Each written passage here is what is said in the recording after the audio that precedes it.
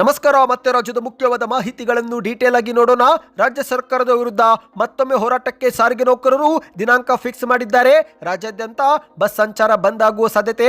ಮತ್ತೊಂದೆಡೆಯಲ್ಲಿ ಸತತವಾಗಿ ಕುಸಿತ ಕಾಣುತ್ತಿದ್ದಂತ ಚಿನ್ನ ಒಂದೇ ದಿನದಲ್ಲಿ ಭಾರಿ ಏರಿಕೆ. ಇದೀಗ ಚಿನ್ನ ಮತ್ತು ಬೆಳ್ಳಿ ಖರೀದಿ ಮಾಡಲು ಕೊನೆಯ ಅವಕಾಶ. ಎಲ್ಲ ಮಾಹಿತಿಗಳನ್ನು ನೋಡೋಣ. ಮತ್ತೊಂದೆಡೆಯಲ್ಲಿ ಎಚ್.ಡಿ. ಕುಮಾರಸ್ವಾಮಿಯವರು ಮೊದಲ ಬಾರಿಗೆ ಮುಖ್ಯಮಂತ್ರಿಯಾಗಿ ಇಂದಿಗೆ 20 ವರ್ಷ ಪೂರ್ತಿಗೊಂಡಿದೆ. ಮಾಧ್ಯಮಗಳ ಮುಂದೆ ಕಾಂಗ್ರೆಸ್ ಸರ್ಕಾರದ ವಿರುದ್ಧ ಮತ್ತು ಡಿ.ಕೆ. ಶಿವಕುಮಾರ್ ಅವರ ವಿರುದ್ಧ ಎಚ್.ಡಿ. ಕುಮಾರಸ್ವಾಮಿ ಅವರು ಆಕ್ರೋಶ ವ್ಯಕ್ತಪಡಿಸಿದ್ದಾರೆ. ಯಾಕೆ ಏನಾಯಿತು ಮಾಹಿತಿ ನೋಡೋಣ. ಇನ್ನು ರಾಜ್ಯದ ಗೃಹಲಕ್ಷ್ಮಿಯರಿಗೆ ಮತ್ತೆ ಗುಡ್ ನ್ಯೂಸ್ ಕೊಟ್ಟ ಸರ್ಕಾರ. ಬಾಕಿ ಕಂತು ಜಮಾ ಜೊತೆಗೇನೆ ಯಾರಿಗೆ ಯಾಕೆ ಜಮೆ ಆಗುತ್ತಿಲ್ಲ ಎಂಬ ಮಾಹಿತಿಯು ಕೂಡ ಲಕ್ಷ್ಮಿ ಹೆಬ್ಬಾಳ್ಕರ್ ಅವರು ಕೊಟ್ಟಿದ್ದಾರೆ. ಹಾಗಾಗಿ ವಿಡಿಯೋ ಪೂರ್ತಿಯಾಗಿ ನೋಡಿ. ಇನ್ನು ಕೇಂದ್ರದ ಬಜೆಟ್ ನಲ್ಲಿ ಹಲವಾರು ನಿಯಮಗಳನ್ನು ಜಾರಿಗೆ ಮಾಡಲಾಗುತ್ತಿದೆ. ಇನ್ನು ಮುಂದೆ ಮನೆಯಲ್ಲಿ ಹಣವಿದ್ರೆ 84ರಷ್ಟು ಟ್ಯಾಕ್ಸ್ ಕಟ್ಟಬೇಕಂತೆ. ಏನಿದು ಮಾಹಿತಿ ನೋಡೋಣ. ಬ್ಯಾಂಕಿನಿಂದ ಕ್ಯಾಶ್ ಡ್ರಾ ಮಾಡಿದ್ರು ಕೂಡ ದಂಡ ಕಟ್ಟಬೇಕಂತೆ. ಏನಿದು ನಿಯಮ, ಯಾಕೆ ದಂಡ ಕಟ್ಟಬೇಕು, ಎಲ್ಲ ಮಾಹಿತಿಗಳನ್ನು ಡೀಟೇಲ್ ಆಗಿ ನೋಡೋಣ. ಅದಕ್ಕಿಂತ ಮೊದಲು ನೀವು ನಮ್ಮ ಚಾನಲ್ಗೆ ಮೊದಲು ಬಾರಿ ಭೇಟಿ ಕೊಡುತ್ತಿದ್ರೆ ದಯವಿಟ್ಟು ಸಬ್ಸ್ಕ್ರೈಬ್ ಆಗಿ ಪಕ್ಕದಲ್ಲಿ ಕಾಣಿಸೋ ಗಂಟೆ ಒತ್ತಿ. ಇದರಿಂದ ರಾಜ್ಯದ ಮುಖ್ಯವಾದ ಮಾಹಿತಿಗಳು ನಿಮಗೆ ಸಿಗುತ್ತವೆ. ವಿಡಿಯೋಗೆ ಲೈಕ್ ಮಾಡಿ ಮತ್ತು ವಿಡಿಯೋ ಪೂರ್ತಿಯಾಗಿ ನೋಡಿ. ಬನ್ನಿ ಸ್ನೇಹಿತರೆ, ಎಲ್ಲ ಮುಖ್ಯವಾದ ಮಾಹಿತಿಗಳನ್ನು ಡೀಟೇಲ್ ಆಗಿ ನೋಡೋಣ. ಶೀಘ್ರವೇ ರಾಜ್ಯಾದ್ಯಂತ ಮತ್ತೊಮ್ಮೆ ಸಾರಿಗೆ ನೌಕರರು ಹೋರಾಟಕ್ಕೆ ರೆಡಿಯಾಗಿದ್ದಾರೆ. ಹೌದು, ಕರ್ನಾಟಕದ 4 ರಸ್ತೆ ಸಾರಿಗೆ ನಿಗಮದ ನೌಕರರು ಈ ಒಂದು ಸರ್ಕಾರದ ವಿರುದ್ಧ ಮತ್ತೊಮ್ಮೆ ಧ್ವನಿ ಎತ್ತಿದ್ದಾರೆ. ಕೆಎಸ್ಆರ್ಟಿಸಿ, ಬಿಎಂಟಿಸಿ, NWKSRTC ಮತ್ತು KKRTCಯ ನಿಗಮದ ನೌಕರರು ಸರ್ಕಾರದ ವಿರುದ್ಧ ಹೋರಾಟಕ್ಕಿಳಿಯಲು ಸಜ್ಜಾಗಿದ್ದಾರೆ. ಹೌದು, ಕಳೆದ ತಿಂಗಳೇ ಈ ಒಂದು ಪ್ರತಿಭಟನೆ ಶುರು ಆಗಬೇಕಾಗಿತ್ತು. ಆದರೆ ಏಕಾಏಕಿ ಹೃದಯಾಘಾತದಿಂದ ಎಚ್.ವಿ. ಅನಂತಸುಬ್ಬುರಾವ್ ಅವರು ನಿಧನರಾದ ಕಾರಣ ಈ ಒಂದು ಪ್ರತಿಭಟನೆ ಮುಂದೂಡಲಾಗಿತ್ತು. ಇದೀಗ ಮತ್ತೊಮ್ಮೆ ಚರ್ಚೆ ಸಭೆಯಾದ ಬಳಿಕ ಫೆಬ್ರವರಿ 3ನೇ ವಾರದಲ್ಲಿ ಹೋರಾಟ ಮಾಡಲು ಕರೆ ಕೊಡಲಾಗಿದೆ. ಹೌದು ಸ್ನೇಹಿತರೆ, ನೌಕರರ ಪ್ರಮುಖ ಬೇಡಿಕೆ ಈಡೇರದಿದ್ರೆ ಮತ್ತೊಮ್ಮೆ ರಾಜ್ಯಾದ್ಯಂತ ಬಸ್ ಸಂಚಾರ ಬಂದ್ ಮಾಡುವುದಾಗಿ ಸರ್ಕಾರಕ್ಕೆ ಎಚ್ಚರಿಕೆ ಕೊಡಲಾಗಿದೆ. 38 ತಿಂಗಳ ಹಿಂಬಾಕಿ ವೇತನ ಪಾವತಿ ಮಾಡುವುದು, 2024 ಜನವರಿ 1ರಿಂದ ಹೊಸ ವೇತನ ಪರಿಷ್ಕರಣೆ ಜಾರಿ ಮಾಡಿ ಆ ಒಂದು ಹಣ ಹಾಕುವುದು ಸೇರಿದಂತೆ ಹಲವು ಬೇಡಿಕೆಗಳನ್ನು ಸರ್ಕಾರದ ಮುಂದೆ ಇಟ್ಟಿದ್ದಾರೆ. ಈಗಾಗಲೇ ಹಲವು ಬಾರಿ ಚರ್ಚೆ ಸುತ್ತು ಸಭೆ ಮಾಡಿದ್ರು ಕೂಡ ಇದುವರೆಗೆ ಸರ್ಕಾರದಿಂದ ಯಾವುದೇ ರೆಸ್ಪಾನ್ಸ್ ಬಂದಿಲ್ಲ. ಹಾಗಾಗಿ ಈಗ ಮತ್ತೊಮ್ಮೆ ಸಾರಿಗೆ ನೌಕರರು ಹೋರಾಟಕ್ಕೆ ಕರೆ ಕೊಟ್ಟಿದ್ದಾರೆ. ಈಗಾಗಲೇ ಸಾರಿಗೆ ಸಚಿವ ರಾಮಲಿಂಗಾರೆಡ್ಡಿ ಅವರಿಗೆ ಪತ್ರವು ಕೂಡ ಬರೆದು ಅಂತಿಮ ಎಚ್ಚರಿಕೆಯೂ ಕೂಡ ಕೊಡಲಾಗಿದೆ.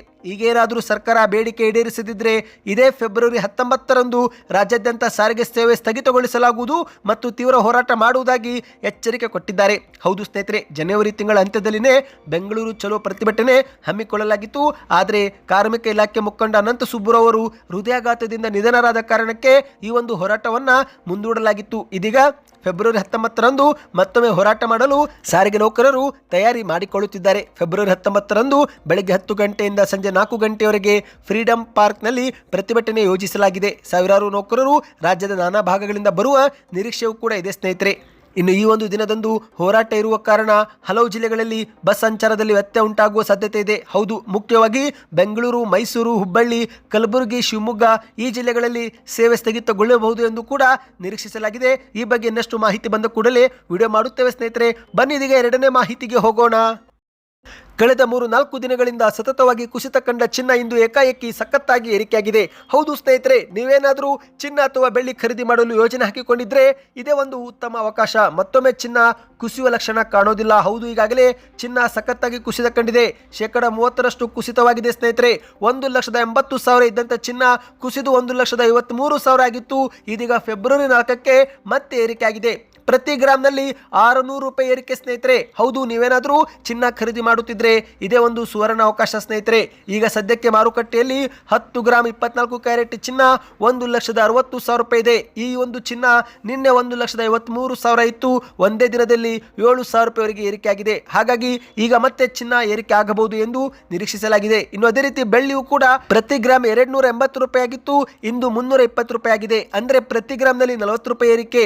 1 kgಯಲ್ಲಿ 40,000 ರೂಪಾಯಿ ಏರಿಕೆ ಸ್ನೇಹಿತರೆ. ಹೌದು, 2,80,000 ಇದ್ದಂತ ಬೆಳ್ಳಿ ಇಂದು ನೋಡುತ್ತಿದ್ದಂತೆ 3,20,000 ತಲುಪಿದೆ. ಇಲ್ಲಿಂದ ಮತ್ತೊಮ್ಮೆ ಗಗನಕ್ಕೆ ಏರಬಹುದು ಎಂದು ನಿರೀಕ್ಷಿಸಲಾಗಿದೆ. ಹೌದು, ಇತ್ತೀಚೆಗೆ ಚಿನ್ನ ಮತ್ತು ಬೆಳ್ಳಿ ಎಲ್ಲಿವರೆಗೆ ಗಗನಕ್ಕೇರಿತ್ತೋ ಈಗ ಮತ್ತೊಮ್ಮೆ ಅಲ್ಲಿವರೆಗೆ ಏರಬಹುದು ಎಂದು ನಿರೀಕ್ಷಿಸಲಾಗಿದೆ. ಹಾಗಾಗಿ ನೀವೇನಾದರೂ ಈ ಒಂದು ಹಿಂದೆ ಚಿನ್ನ ಖರೀದಿ ಮಾಡಿಲ್ಲವೆಂದ್ರೆ ಈಗ ಚಿನ್ನ ಖರೀದಿ ಮಾಡುವುದು ಉತ್ತಮ. ಯಾಕಂದ್ರೆ ಈ ಬಾರಿ ಗಗನಕ್ಕೇರಿದ್ರೆ ಮತ್ತೊಮ್ಮೆ ಕುಸಿಯುವ ಲಕ್ಷಣ ಇಲ್ಲ ಸ್ನೇಹಿತರೆ. ಈ ಒಂದು ಹಿಂದೆ 1987ರಲ್ಲಿ ಚಿನ್ನ 5% ಕುಸಿದಿತ್ತು. ಅದಾದ ಬಳಿಕ ಸತತವಾಗಿ ಚಿನ್ನ ಏರಿಕೆ ಕಂಡಿದೆ. ಈಗ ಅದೇ ರೀತಿ 2026 ಫೆಬ್ರವರಿಯಲ್ಲಿ ಚಿನ್ನ 7% ಕುಸಿದಿದ್ದು, ಇಲ್ಲಿಂದ ಮತ್ತೊಮ್ಮೆ ಚಿನ್ನ ಸತತವಾಗಿ ಏರಿಕೆ ಆಗಬಹುದು ಎಂದು ನಿರೀಕ್ಷಿಸಲಾಗಿದೆ. ಹಾಗಾಗಿ ನೀವು ಕೂಡ ಏನಾದರೂ ಚಿನ್ನ ಖರೀದಿ ಮಾಡಲು ಯೋಚಿಸುತ್ತಿದ್ರೆ ಇದು ಒಂದು ರೀತಿ ಕೊನೆಯ ಅವಕಾಶ. ಈ ಬಗ್ಗೆ ನಿಮ್ಮ ಅನಿಸಿಕೆಯನ್ನು ಕಮೆಂಟ್ ಮಾಡಿ. ಚಿನ್ನ ಕುಸಿಯಬೇಕು, ಇನ್ನಷ್ಟು ಏರಿಕೆ ಆಗಬೇಕು, ನೀವೇನು ಹೇಳುತ್ತೀರಾ ಎಂಬುದನ್ನು ಕಮೆಂಟ್ ಮಾಡಿ ತಿಳಿಸಿ. ಬನ್ನಿ ಇದೀಗ ಮತ್ತೊಂದು ಮಾಹಿತಿಗೆ ಹೋಗೋಣ.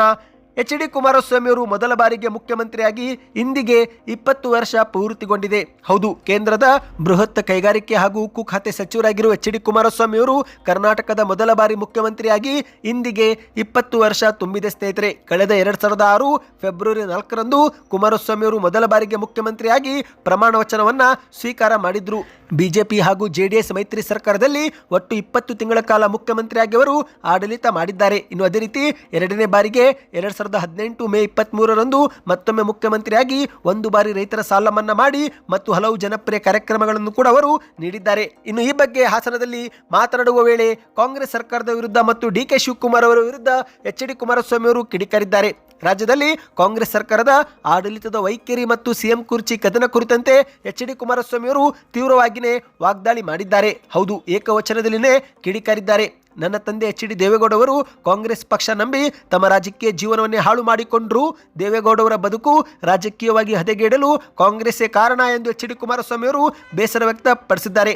ಅದಕ್ಕಾಗಿಯೇ ನಾನು ಮುಕ್ತವಾಗಿ ಕೆಲಸ ಮಾಡಲು, ರೈತರ ಪರ ನಿರ್ಧಾರ ತೆಗೆದುಕೊಳ್ಳಲು ಬಿಜೆಪಿ ಜೊತೆಗೆ ಕೈ ಜೋಡಿಸಿದೆ ಎಂದು ಕೂಡ ಮಾಧ್ಯಮಗಳ ಮುಂದೆ ಹೇಳಿದ್ದಾರೆ. ಇನ್ನಿದೇ ನಡುವೆ ಸಿಎಂ ಕುರ್ಚಿ ಆಕಾಂಕ್ಷಿಯಾಗಿರುವ ಡಿ.ಕೆ. ಶಿವಕುಮಾರ್ ಅವರ ಹೆಸರು ಎತ್ತದೆ ಪರೋಕ್ಷವಾಗಿ ವಾಗ್ದಾಳಿ ಮಾಡಿದ್ದಾರೆ. ಮಾಧ್ಯಮಗಳ ಮುಂದೆ ಮಾತನಾಡಿದಂಥ ಕುಮಾರಸ್ವಾಮಿ ಅವರು, ಇಂದು ಕರ್ನಾಟಕವನ್ನು ಯಾರು ಲೂಟಿ ಮಾಡುತ್ತಿದ್ದಾರೆ ಎಂಬುದು ಎಲ್ಲರಿಗೂ ಗೊತ್ತು. ನಿಮ್ಮ ಒಬ್ಬ ಲೀಡರು ಸಿಎಂ ಆಗಬೇಕು ಎನ್ನುವ ಆಸೆಯಲ್ಲಿದ್ದಾರೆ. ಅವರಿಗೆ ಸರಿಯಾಗಿ ನಿದ್ದೆ ಆದರೂ ಬರುತ್ತಿದೆಯಾ ಎಂದು ಪ್ರಶ್ನೆಯನ್ನ ಮಾಡಿದ್ದಾರೆ. ಏನೆಲ್ಲ ಸಂಪತ್ತು ಲೂಟಿ ಮಾಡಿದ್ರು ಈ ದೇಶ ಈಗಲೂ ಕೂಡ ಬದುಕಿದೆ. ಆದರೆ ಇವರಿಗೆ ಮಾತ್ರ ತೃಪ್ತಿನೇ ಇಲ್ಲ. ನನಗೆ ಮತ್ತೊಮ್ಮೆ ಸಿಎಂ ಆಗುವ ಹಂಬಲವಿಲ್ಲ. ಬಡವರ ಕಣ್ಣೀರು ಒರೆಸುವ ಶಕ್ತಿ ಸಿಕ್ಕರೆ ಸಾಕು ಎಂದು ಕುಮಾರಸ್ವಾಮಿ ಅವರು ಹೇಳಿದ್ದಾರೆ. ಇನ್ನು ಇದೇ ಮಧ್ಯೆ ರಾಜ್ಯ ಸರ್ಕಾರದ ಆರ್ಥಿಕ ಶಿಸ್ತಿನ ಬಗ್ಗೆ ಮಾತನಾಡುತ್ತಾ ಸಿದ್ದರಾಮಯ್ಯನವರ ವಿರುದ್ಧವೂ ಕೂಡ ವಾಗ್ದಾಳಿ ಮಾಡಿದ್ದಾರೆ. ಅಮೆರಿಕದಲ್ಲೂ ಕೂಡ ಸಿದ್ದರಾಮಯ್ಯನವರಂತಹ ಫೈನಾನ್ಸ್ ಮಿನಿಸ್ಟರ್ ಸಿಗಲು ಸಾಧ್ಯವೇ ಇಲ್ಲ. ಗೃಹಲಕ್ಷ್ಮಿ ಯೋಜನೆ ಹಣ ನೀಡುವಲ್ಲಿ ಸಚಿವರು ಇಂದು ಸದನಕ್ಕೆ ತಪ್ಪು ಮಾಹಿತಿ ನೀಡಿದ್ದು, ಇಷ್ಟಾದರೂ ಕೂಡ ಯಾರನ್ನು ಇವರು ಸಸ್ಪೆಂಡ್ ಮಾಡಿಲ್ಲ. ಅತಿ ಹೆಚ್ಚು ಬಾರಿ ಬಜೆಟ್ ಮಂಡನೆ ಮಾಡಿದವರಿಗೆ 5,000 ಕೋಟಿ ಹಣ ಎಲ್ಲಿ ಹೋಯಿತು ಎಂಬುದೇ ಗೊತ್ತಿಲ್ಲ ಎಂದು ಮಾಧ್ಯಮಗಳ ಮುಂದೆ ಕಿಡಿಕಾರಿದ್ದಾರೆ.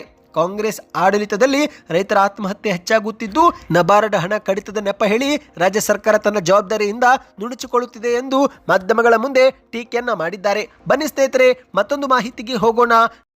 ನೀವು ಕೂಡ ಗೃಹಲಕ್ಷ್ಮಿ ಯೋಜನೆಯ ಫಲಾನುಭವಿಗಳಾಗಿದ್ದರೆ ನಿಮ್ಮ ಬ್ಯಾಂಕ್ ಖಾತೆಗೆ 2,000 ರೂಪಾಯಿ ಜಮಾವಾಯ್ತಾ? ಒಂದು ಬಾರಿ ಬ್ಯಾಂಕ್ ಖಾತೆ ಚೆಕ್ ಮಾಡಿಕೊಳ್ಳಿ. ಹೌದು, ಮೆಸೇಜ್ ಬಂದಿರೋದಿಲ್ಲ, ಆದರೆ ಬ್ಯಾಂಕ್ ಖಾತೆಗೆ 2,000 ರೂಪಾಯಿ ಬಂದಿರುತ್ತೆ. ಹಾಗಾಗಿ ಚೆಕ್ ಮಾಡಿಕೊಳ್ಳಿ. ಇದೀಗ ಹುಬ್ಬಳ್ಳಿಯಲ್ಲಿ ಬಹುತೇಕ ಫಲಾನುಭವಿಗಳಿಗೆ ಹಣ ಜಮಾ ಆಗಿದೆ.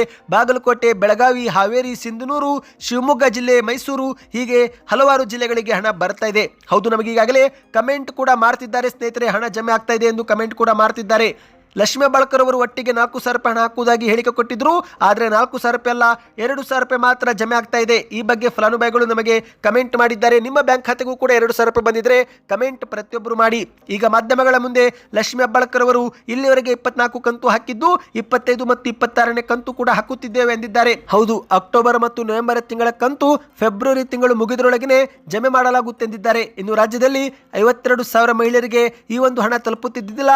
ಈ ಪೈಕಿ 20,000 ಫಲಾನುಭವಿಗಳ ಸಮಸ್ಯೆ ಸರಿಪಡಿಸಲಾಗಿದ್ದು, ಉಳಿದವರ ಸಮಸ್ಯೆಯೂ ಕೂಡ ಆದಷ್ಟು ಬೇಗನೆ ಸರಿಪಡಿಸುತ್ತೇವೆ ಎಂದಿದ್ದಾರೆ. ಹೌದು, ಆದಾಯ ಮತ್ತು ಜಿಎಸ್ಟಿ ತೆರಿಗೆ ವ್ಯಾಪ್ತಿಗೆ ಬರುವ ಕಾರಣ ಇವರಿಗೆ ಹಣ ಹೋಗುತ್ತಿಲ್ಲ ಎಂದಿದ್ದಾರೆ.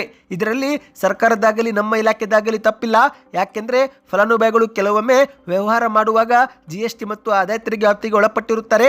ಹಾಗಾಗಿ ಸಾಫ್ಟ್ವೇರ್ನಲ್ಲಿ ಜಿಎಸ್ಟಿ ಮತ್ತು ಆದಾಯ ತೆರಿಗೆ ಪಾವತಿದಾರರು ಎಂದು ತೋರಿಸಲಾಗುತ್ತೆ. ಹಾಗಾಗಿ ಅವರ ಹಣ ಹೋಲ್ಡ್ ಹೋಗಿರುತ್ತೆ. ಆದರೆ ಸದ್ಯಕ್ಕೆ ಈ ಕುರಿತಂತೆ ಆದಾಯ ತೆರಿಗೆ ಮತ್ತು ಜಿಎಸ್ಟಿ ಕೌನ್ಸಿಲ್ ನಾವು ಗಮನಕ್ಕೆ ತಂದಿದ್ದು, ಅವರು ಸರಿಪಡಿಸುವ ಕೆಲಸ ಮಾಡಿದ್ದಾರೆ. ಈಗಾಗಲೇ 30,000 ಫಲಾನುಭವಿಗಳಿಗೆ ಸಮಸ್ಯೆಯಿಂದ ಹೊರತೆಗೆದಿದ್ದು, ಉಳಿದಂತ ಫಲಾನುಭವಿಗಳಿಗೂ ಕೂಡ ಶೀಘ್ರವೇ ಹಣ ಹಾಕುತ್ತೇವೆ ಎಂದು ಲಕ್ಷ್ಮೀ ಬಾಳ್ಕರ್ ಅವರು ಹೇಳಿದ್ದಾರೆ. ಸ್ನೇಹಿತರೆ, ನಿಮ್ಮ ಬ್ಯಾಂಕ್ ಖಾತೆಗೂ ಕೂಡ 2,000 ರೂಪಾಯಿ ಜಮಾ ಆಗಿದ್ರೆ ಯಾವ ಊರು ಎಂಬುದನ್ನು ನೀವು ಕಮೆಂಟ್ ಮಾಡಿ. ಯಾಕಂದ್ರೆ ಸಾಕಷ್ಟು ಫಲಾನುಭವಿಗಳಿಗೆ ಹಣ ಜಮಾ ಆಗುತ್ತಿರುವುದೀಗ ದೃಢಪಟ್ಟಿದೆ. ಬನ್ನಿದೀಗ ಕೊನೆಯ ಮುಖ್ಯವಾದ ಮಾಹಿತಿಗೆ ಹೋಗೋಣ. ಫೆಬ್ರವರಿ 1ರಂದು ಕೇಂದ್ರದ ಹಣಕಾಸು ಸಚಿವೆ ನಿರ್ಮಲಾ ಸೀತಾರಾಮನ್ ಅವರು ಬಜೆಟ್ ಮಂಡನೆ ಮಾಡಿದರು.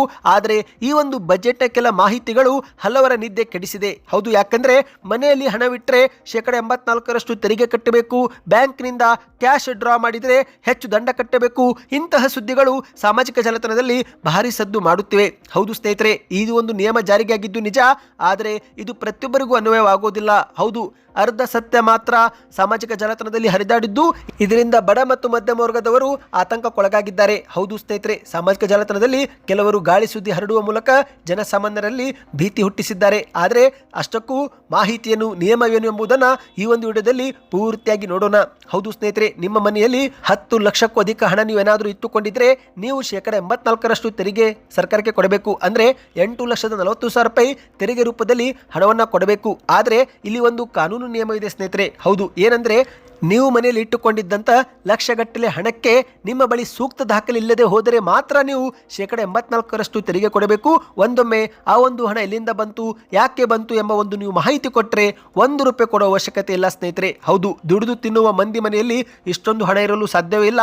ಒಂದೊಮ್ಮೆ ಅಷ್ಟು ಹಣವಿದ್ದಿದ್ರೆ ಅದು ಅಕ್ರಮದಿಂದಲ್ಲ, ಸಂಪಾದನೆ ಮಾಡಿರೋ ಹಣ ಅಂತ ನೀವು ತೋರಿಸಬೇಕಾಗುತ್ತೆ. ಆಗ ಮಾತ್ರ ನೀವು 84% ತೆರಿಗೆ ಕೊಡೋ ಅವಶ್ಯಕತೆ ಇರೋದಿಲ್ಲ. ಇನ್ನು ಎರಡನೇದೇನೆಂದ್ರೆ, ಬ್ಯಾಂಕಿನಿಂದ ಹಣ ಡ್ರಾ ಮಾಡಿದ್ರು ಕೂಡ ನಿಮ್ಮ ಮನೆ ಬಾಗಿಲಿಗೆ IT ಪರ್ಸನ್ಸ್ ಬರ್ತಾರಂತೆ. ಅಂದ್ರೆ ನೀವೇನಾದ್ರೂ 1 ವರ್ಷದಲ್ಲಿ 10 ಲಕ್ಷಕ್ಕೂ ಅಧಿಕ ಹಣ ಏನಾದ್ರೂ ಡ್ರಾ ಮಾಡಿದ್ರೆ ಆಗ ಬ್ಯಾಂಕಿನವರು ನಿಮ್ಮ ಮಾಹಿತಿಯನ್ನು ಆದಾಯ ತೆರಿಗೆ ಇಲಾಖೆ ಗಮನಕ್ಕೆ ತರುತ್ತಾರೆ. ಆ ಸಮಯದಲ್ಲಿ ಅಧಿಕಾರಿಗಳು ನಿಮ್ಮ ಮೇಲೆ ಏನಾದ್ರೂ ಅವರಿಗೆ ಅಕ್ರಮದ ವಾಸನೆ ಬಂದ್ರೆ ಮಾತ್ರ ನಿಮ್ಮನ್ನ ಪರೀಕ್ಷೆ ಮಾಡ್ತಾರೆ, ಪ್ರಶ್ನೆ ಕೇಳ್ತಾರೆ. ಆದ್ರೆ ಒಂದೊಮ್ಮೆ ಆ ಒಂದು ದುಡಿದ ದುಡ್ಡು ನಿಮ್ಮದೇ ಆಗಿದ್ರೆ, ಒಳ್ಳೆಯ ಮಾರ್ಗದಿಂದ ಬಂದಿದ್ರೆ, ಸೂಕ್ತ ದಾಖಲೆ ಇದ್ರೆ ಆಗ ಮತ್ತೆ ನೀವು ಭಯಪಡುವ ಅಗತ್ಯವಿಲ್ಲ. ಯಾಕಂದ್ರೆ ಸ್ನೇಹಿತರೆ, 20 ಲಕ್ಷಕ್ಕೂ ಅಧಿಕ ಕ್ಯಾಶು ಕೂಡ ಡ್ರಾ ಮಾಡಿಕೊಳ್ಳಬಹುದು. TDS ಕಡಿತಗೊಳ್ಳುತ್ತೆ. ಆದರೆ ಆ ಒಂದು ಹಣ ನಿಮ್ಮದೇ ಆಗಿರಬೇಕು. ಹೌದು, ಬೇರೆ ಕಡೆಯಿಂದ ಏಕಾಏಕಿ ನಿಮ್ಮ ಬ್ಯಾಂಕ್ ಖಾತೆಗೆ ಯಾರೋ ಹಾಕಿದ್ರು, ನೀವು ಡ್ರಾ ಮಾಡಿಕೊಂಡ್ರಿ, ಇಂತಹ ಸಮಯದಲ್ಲಿ ನಿಮಗೆ ಕಷ್ಟವಾಗುತ್ತೆ. ಆದರೆ ಹಳೆಯ ಹಣ ಅಂದರೆ ಕಷ್ಟಪಟ್ಟು ಹಂತ ಹಂತವಾಗಿ ದುಡಿದಿದ್ದಂಥ ಹಣ, ಅದು ಕೂಡಿಸಲು ನಿಮಗೆ 1 ವರ್ಷ 2 ವರ್ಷ ತೆಗೆದುಕೊಂಡಿರುತ್ತೀರಾ. ಆ ಒಂದು ಹಣ ನೀವು ಡ್ರಾ ಮಾಡಿದಾಗ ಯಾವುದೇ ಸಮಸ್ಯೆ ಇರೋದಿಲ್ಲ ಎಂದು ಹೇಳಲಾಗಿದೆ. ಈ ಬಗ್ಗೆ ನಿಮಗೆ ಒಂದು ಸಪರೇಟ್ ವಿಡಿಯೋ ಬೇಕಂದ್ರೆ ಕಮೆಂಟ್ನಲ್ಲಿ ಟ್ಯಾಕ್ಸ್ ವಿಡಿಯೋ ಎಂದು ಕಮೆಂಟ್ ಮಾಡಿ ಸ್ನೇಹಿತರೆ. ವಿಡಿಯೋ ಇಷ್ಟವಾಗಿದ್ರೆ ಚಾನಲ್ಗೆ ಸಬ್ಸ್ಕ್ರೈಬ್ ಆಗಿ.